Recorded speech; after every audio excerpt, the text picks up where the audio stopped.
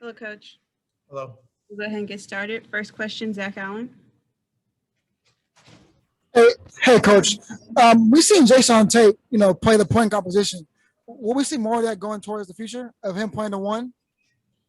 We have to right now. I mean, we don't have any other choice with DJ out, with Eric Gordon out.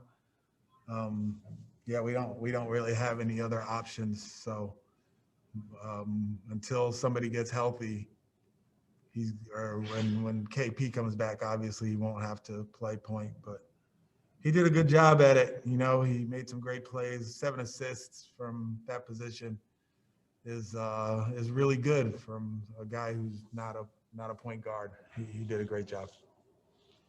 Chris Gardner. Coach, what happened after you guys took the 88-81 lead in the fourth?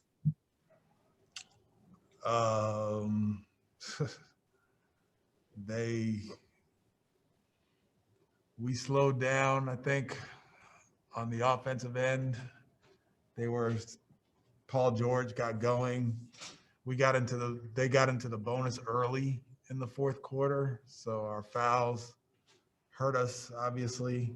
I have to watch the film to give you a much better answer, but I know the free throw game was a problem, and us getting into the bonus. And then, we're a little bit limited with our depth, and I think it showed in that kind of stretch where we were tired and we were fighting, but we didn't necessarily have a whole lot of depth.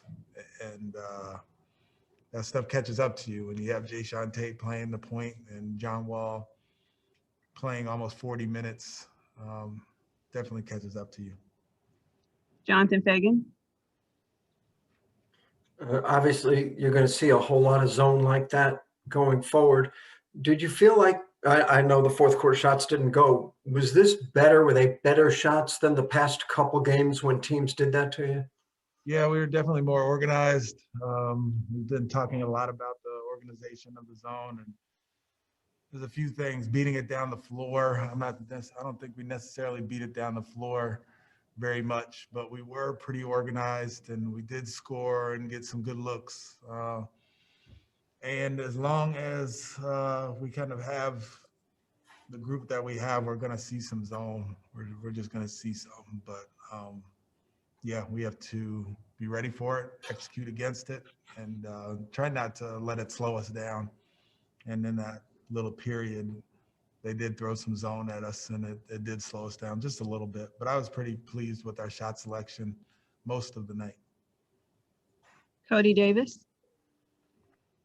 Hey, Coach, given everything that you have been going through this season, how much do you appreciate John Wall, just a veteran all-star caliber player, just going out there playing hard for not only the team, but for yourself as well? Yeah, I mean, he's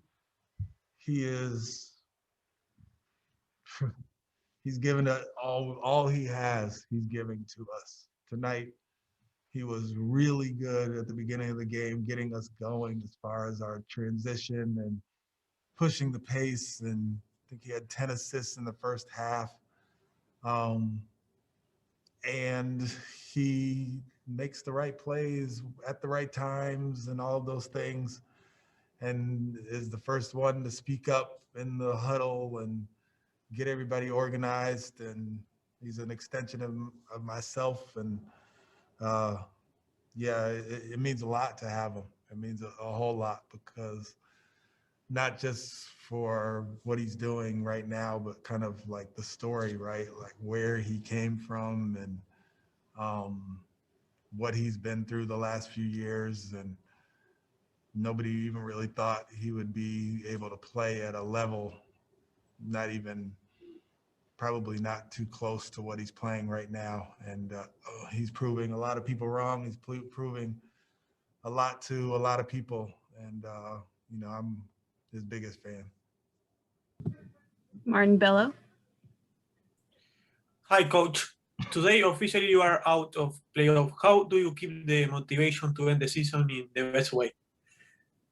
Yeah, we weren't really even thinking about that as far as when it's official and those things. I think the writing was on the wall, has been on the wall for a while. So as far as a change in how we look at things or a change in perspective, it doesn't change. We are very much concentrated on ourselves and how we do things and how the process that we have and the structure that we're putting in place and the development of these guys and concentrating on every game and every game plan and doing things the right way.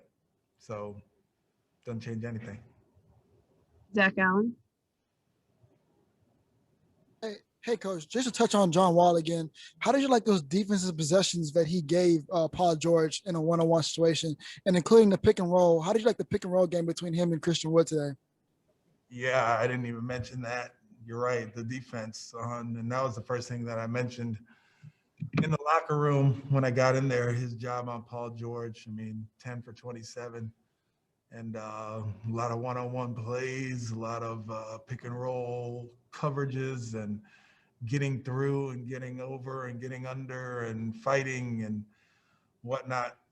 So he did a good job, even though he had 33 points. A lot of it was the fouls, and there wasn't much we could do about that. But him and Seawood have a connection in the pick and roll.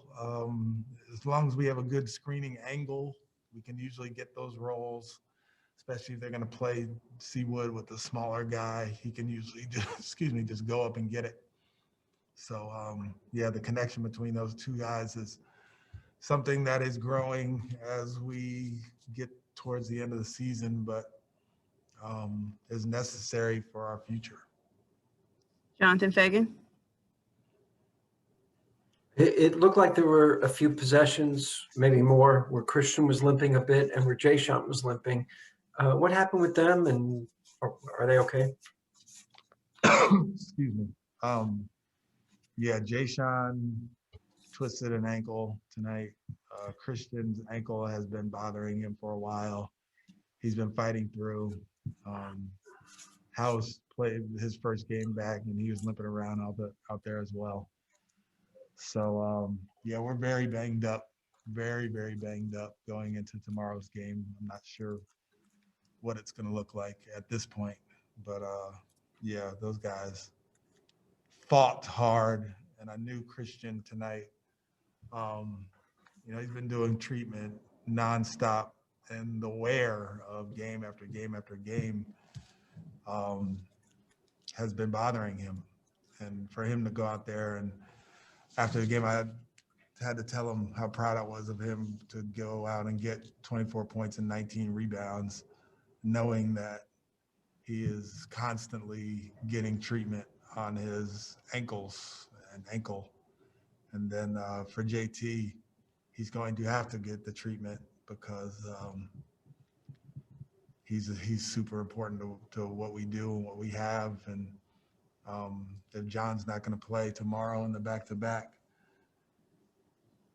yeah. Is there a chance tomorrow you might, in order just to have the minimum of 8, have to have somebody considered active who can't actually get in the game, can't?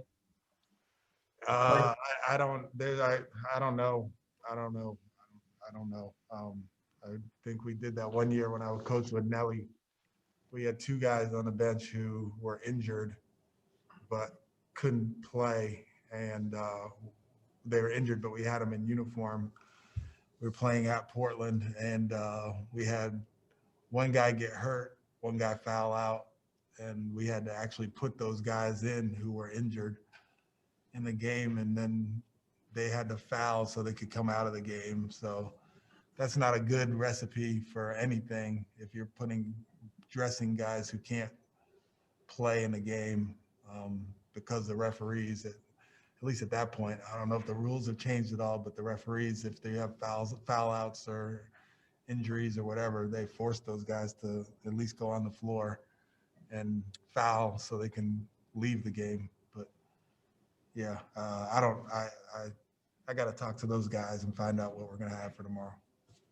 Thank you. the last question, Brandon Scott. Well, before my question, even, Coach, how do you even sleep when you're dealing with such an odd situation and that you have to deal with tomorrow like that? Like what's the stress level on something like that?